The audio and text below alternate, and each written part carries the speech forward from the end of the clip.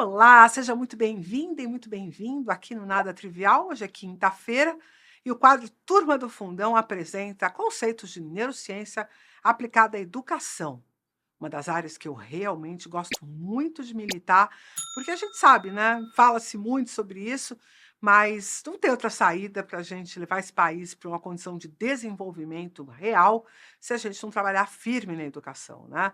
E eu estou me lembrando de uma fala do professor Roberto Lente, em 2015, num evento no Rio de Janeiro.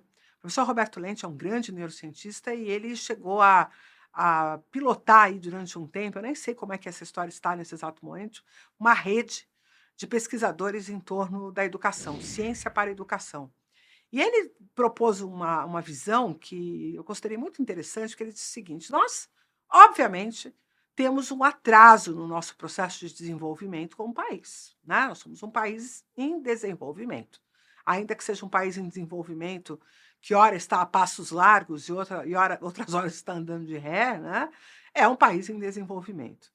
E ele considerou o seguinte: se nós apenas ficarmos repetindo o que países que hoje são desenvolvidos fizeram ao longo do seu processo de desenvolvimento, nós sempre estaremos atrasados em relação a esses países.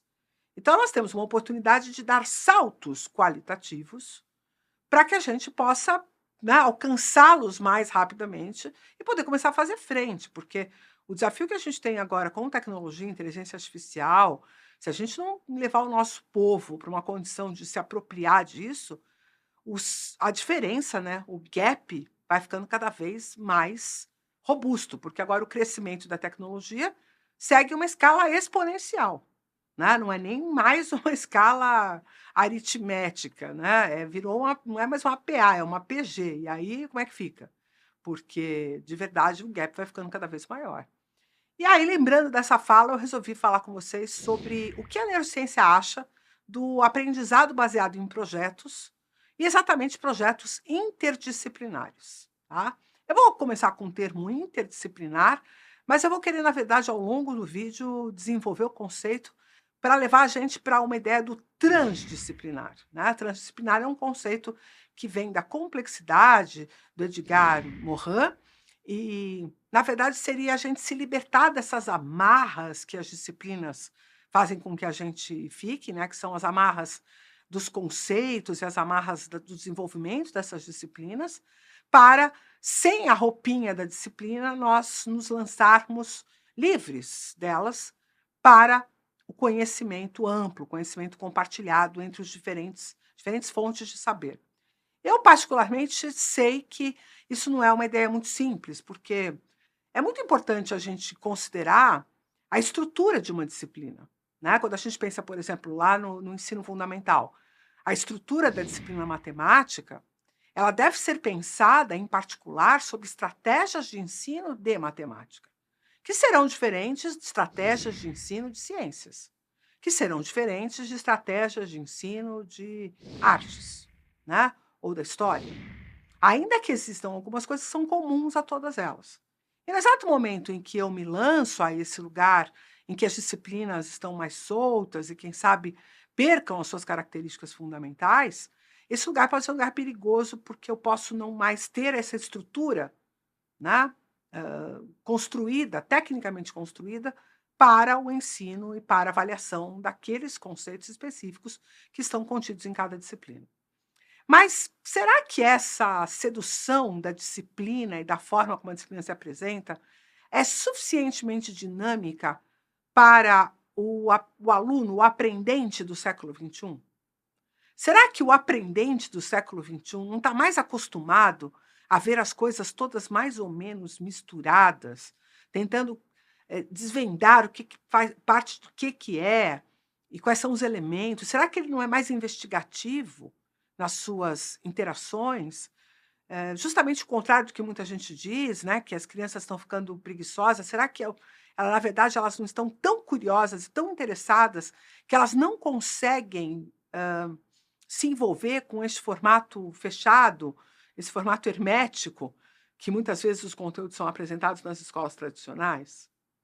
Mas será que a gente pode simplesmente pular para um modelo de aprendizado baseado em projetos e não caracterizar os pilares, as estruturas de cada uma das disciplinas, é, com certeza, um universo paradoxal.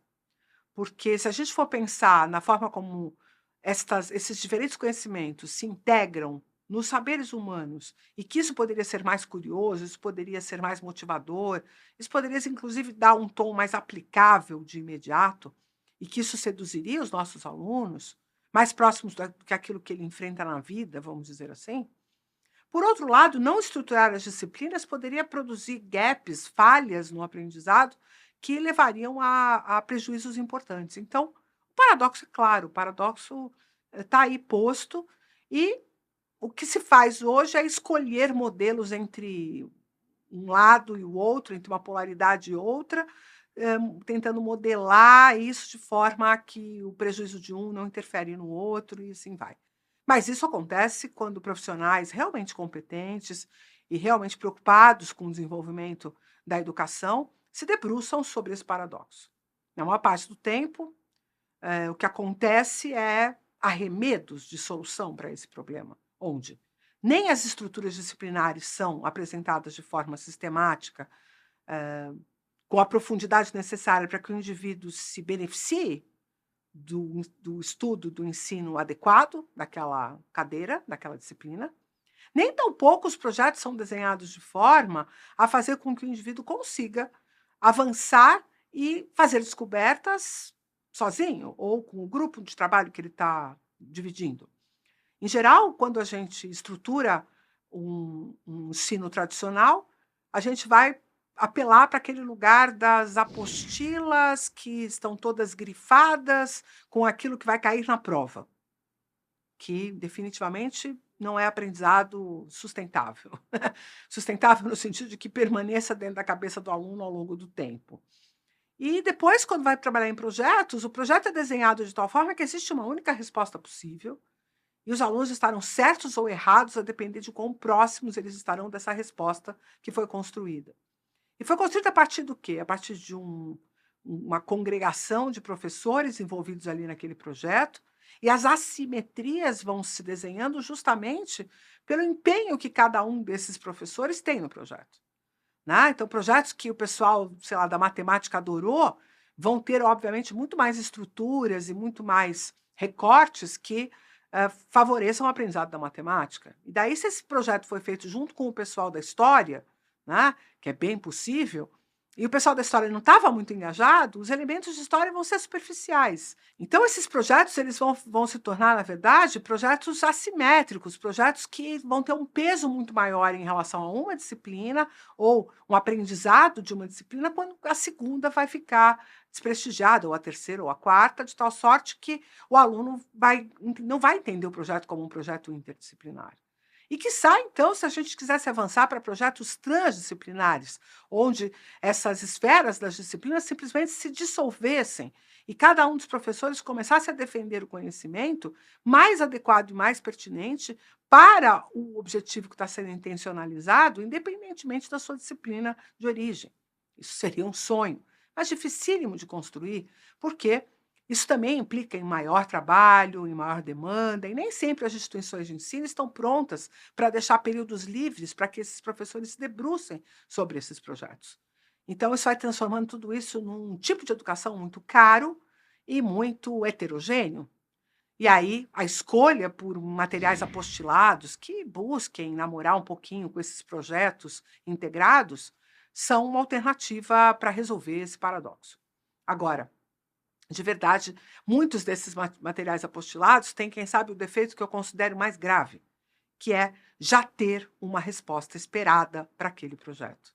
E é neste lugar que a gente tem uma grande oportunidade de realmente revolucionar a educação através dessa visão neurocientífica, que é a gente permitir que a integração dos temas e das soluções para um determinado problema seja uma escolha feita pelo próprio grupo de alunos. E que eles tenham acesso aos professores que eles acharem que precisam ter, e não aqueles que estão disponíveis para aquele projeto. Porque o aluno, traçando os caminhos de solução que ele pretende escolher para aquele problema, ele vai elaborar coisas que estão muito relacionadas com flexibilidade cognitiva, controle inibitório, funções executivas de altíssimo nível e também, obviamente, uma autonomia, um protagonismo no desenho cognitivo das soluções que ele está procurando. Quando a gente já tem um projeto que a gente diz que é um projeto da disciplina tal, mais a disciplina tal, mais a disciplina tal, e que o resultado está posto, e que se busca, que se construir X coisa no final, definitivamente essa transdisciplinaridade, esse aprendizado baseado em projetos perdeu boa parte do seu valor. Porque o que realmente importa, o que a gente realmente está buscando, é que através da autonomia e do protagonismo, um aluno consiga responder as perguntas que o ajudam a resolver os problemas que estão sendo apresentados naqueles projetos, e não apenas construir alguma coisa. Eu quero dar, inclusive, um exemplo disso, antes que fique parecendo pura utopia ou abstração, mas eu me lembro de uma situação trabalhando com alunos interséries, um aluno de oitavo ano com um aluno do segundo ano do ensino médio.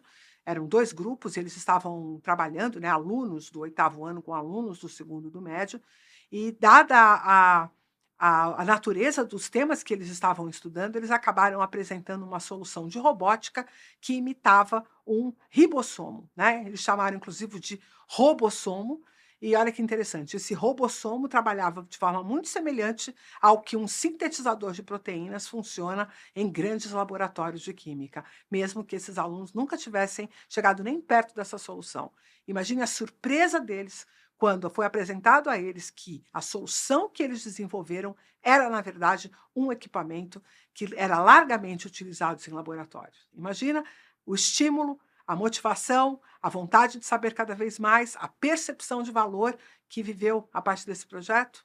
Então, é tudo isso que realmente pode mudar o jogo da educação e atender ao pedido do professor Roberto Lente, que a gente dê um salto qualitativo, que a gente realmente ultrapasse uma porção desses obstáculos que surgem a todo instante e que impedem que uma sociedade cresça rapidamente através da educação.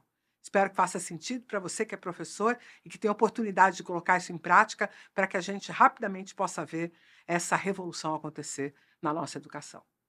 É isso. Curtiu?